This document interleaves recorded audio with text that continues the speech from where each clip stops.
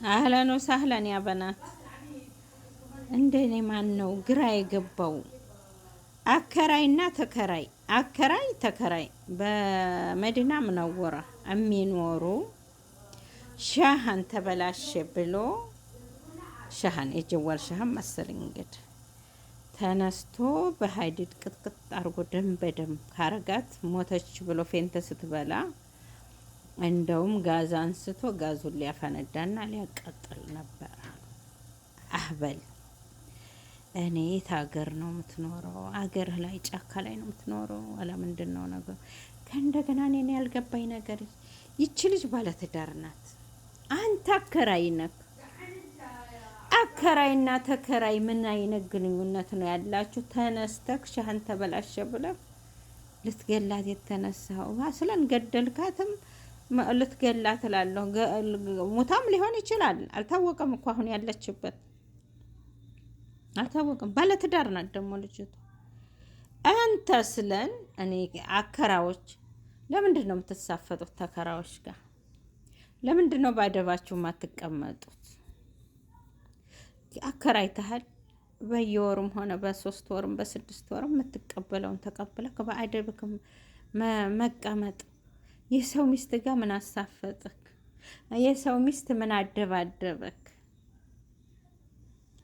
የሰው ሚስት ከእንደገና ልክ ፌንተ ስትበላበት አንቦባ አንስቶ እንትን ሊያፈነዳሉ ሊያቃጥሉ። ምን አይነት እኔ ምን አይነት ስድብ ልስደበው? አህበል ቀቢይ ምን አይነቱ ነው? አውዝ ቢላ።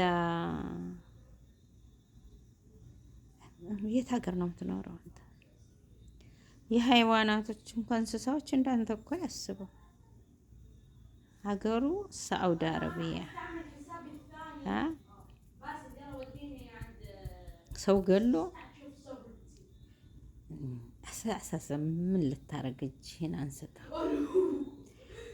ምን ልታረግ እጅህን አንስታ? ወለድ ሱብሃንአላህ። እኔ ግን አልገባኝም። በቃ ግን ጥያቄ የሆነብኝ ምን አይነት ግንኙነት አላችሁ? ሻህን ተበላሸ ብሎ ተነስቶ መቀጥቀጥ መግደል ደረጃ የደረሰው ምኑ ናት? ዘመዱ ናት? እህቱ ናት? ባለትዳር ናት? ባለትዳር ሴትን ተነስቶ መቀጥቀጥ ምን ያክል ደንቆሮ መሆነክ እንግዲህ እዚህ ላይ ነው። አየህ ባስ በ50 ብር ነው ባለው፣ በ50 ብር ሻህ ይሄው መዘዙ ያላ የፌደክ መዘዝክ ሱብሃንአላህ።